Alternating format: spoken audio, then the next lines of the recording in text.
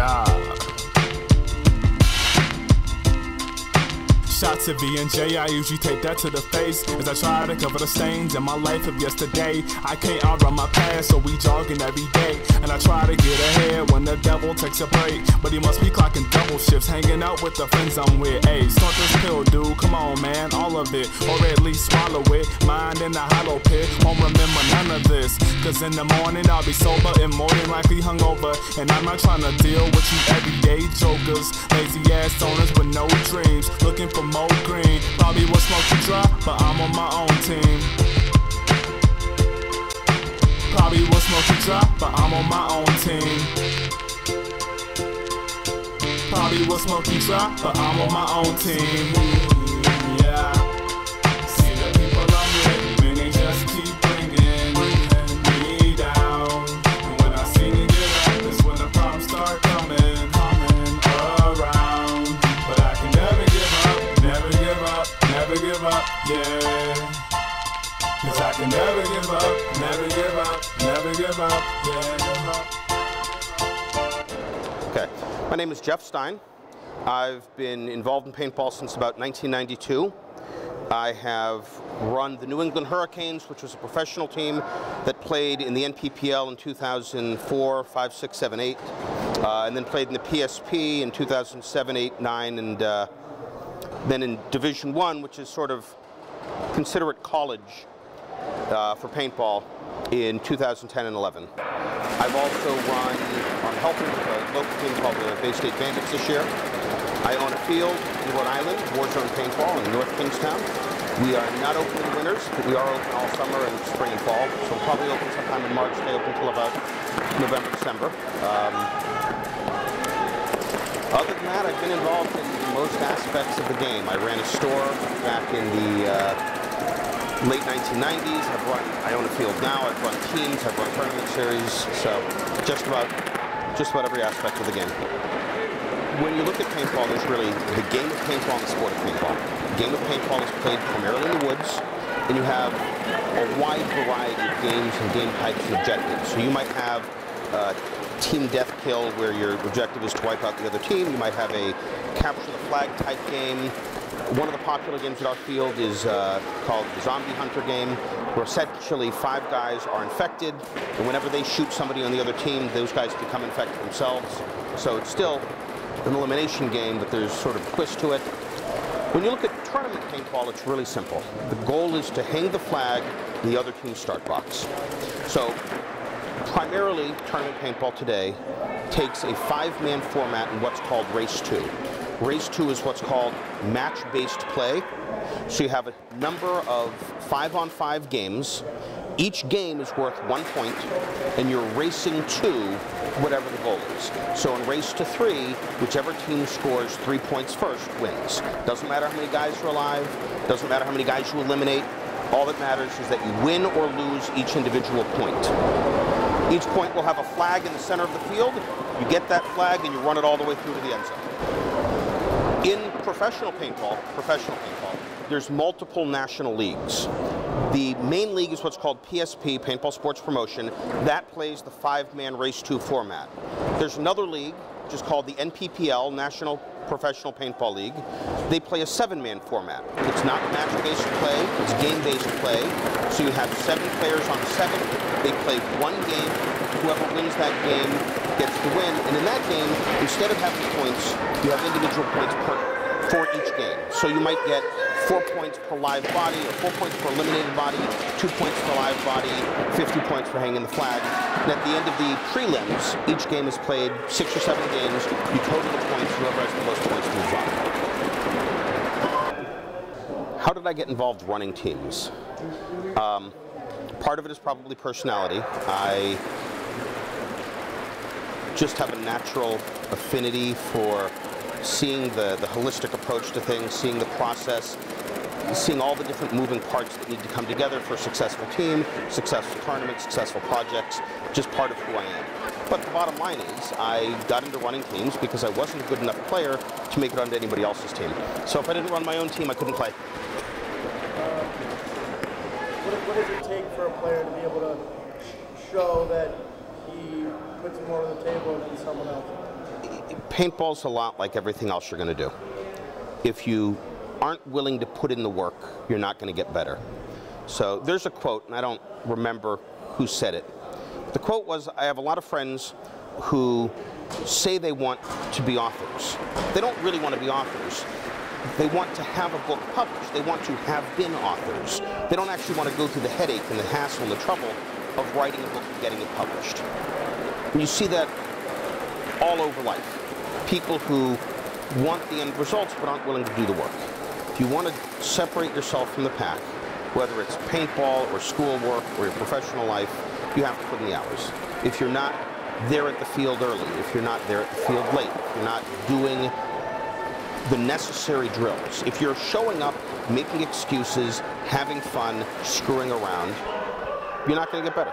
If you want to get better, you have to look at the next best person there at the field and see how many times they're shooting a pie plate. If they go out and they snap shoot 100 times, you have to snap shoot 200 times. It's not good enough to get better.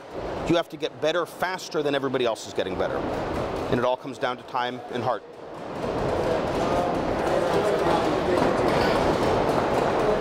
When I ran my pro team, the Hurricanes, I didn't really have to worry about who was going to be a leader. The team had an enormous closeness, a ton of chemistry, a ton of character, and they all led. On any given day, Brian Gigliotti or Rob Landry or Dan Savoy or Stephen DeBillis, Billy Bernaccia might step forward and really set the pace for everybody else. But generally speaking, people self-select. Leaders lead. People who are going to lead the charge aren't looking for permission. They're not waiting for somebody to put them in that position. They see the position needs to be filled and they fill it. If you're waiting for somebody to appoint you the captain, you're not really a captain. How important is chemistry in the team? Like with all sports. You look at what the Red Sox did last year, and they replaced players who were a negative influence in the locker room with players who are a positive influence in the locker room. Paintball has all of the emotional range of other sports, but it's all compressed into a 15-minute match. Emotions run very high. It's already a game where people are running around with guns, shooting each other, so you already have an enormous amount of adrenaline pumping through your veins. You're running around playing a fast-paced point for 45 seconds, and then you have 2 minutes before you have to get back out into the field again. If you have people who come into the pits, kind of the dugout, and they're bringing baggage with them. They had a bad point, they're unhappy about a call, they think they got cheated, they screwed up, and they bring that into the pit with them, it's going to corrode the entire team. And everybody's going to go off message, and instead of worrying about the next point they have to play and what they have to do to win, what their job is, they start worrying about why the ref made this call, or why the other player did that, or why the ref is screwing you, or why the guy on the team is yelling and screaming. So, without chemistry, without character, you're not going to have a successful team.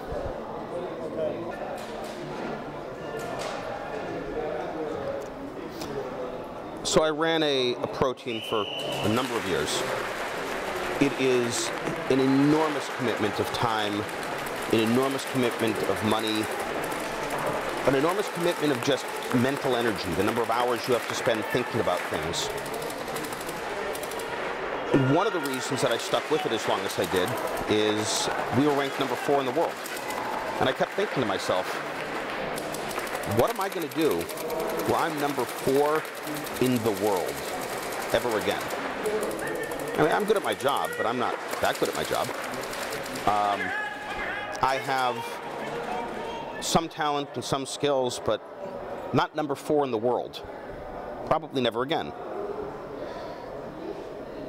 I'd like to say that I've met a lot of people, and most of my friends have come through paintball, but when you're running a team, you shouldn't be trying to make friends with everybody. You should be trying to push everybody to achieve the best they can achieve. And when you're pushing everybody, you don't always make friends. So most of the people who've come through the Hurricanes are probably not what I would call friends, but most of my friends did come through the Hurricanes in one way or the other. And without the Hurricanes, I never would have gotten into owning a field. That was something that originally, when I got involved with Warzone, the idea was that Warzone could help fund the team. Warzone outlasted the team no longer exists, but Warzone is something that's certainly a lot of fun. Tournaments, like any competitive activity, amps up the amount of emotion. You go to a paintball field, just a regular field, and you watch dads playing with their kids. Think about that. You can't play hockey with your kids. You can't play baseball with your kids. You can drive them and watch them play Little League and watch them play Pop Warner football, but paintball is one of the only sports out there where dads and sons get to go out and play together. And most of the time people love it. And you get to sit there and see families connecting. Granted, while shooting other families, but still they're connecting, and it's fun. It's enjoyable to be around. So I stopped running the Hurricanes in 2010. In 2013, there was this local team called the Bandits who practiced at my field. For a fairly talented group of players, it was just a fucking awful team. Pardon my French. They went 0-8 in Foxball. They lost every match. They lost matches to teams that only had 5 guys. They lost matches to people who were as fat as me. They were so disorganized and so completely, blitheringly incompetent on the field. It's really interesting because they're not bad players individually, but they were just this piss-poor team. And then they would merge with this other team that practiced at my field for the NEXL. So this team, Armageddon, they took 2nd place in the tournament, then they brought in a bunch of bandits. They took 6th, 11th, 7th, and 6th after the bandits joined them. Like, these guys were like the Black Plague of paintball. Although, again, not bad players. So a big part of the reason why I decided to get involved is I thought if I can do what the Red Sox did, worst to first, baby, right? Take this group of players who's lucky if they don't shoot each other off the field and win something. I do a couple of things. 1, I get to surprise a lot of people. 2, I get to prove a lot of people wrong. Get to remind a lot of people who I am and what I've done, and my failures. Most of the people here would trade their best year in paintball for one of my failures. So I'm going to take the Bandits, I'm going to train them up, we're going to go into the NEXL, we're going to take all the teams in the NEXL, and we're going to stomp a mud hole in their ass and walk it dry.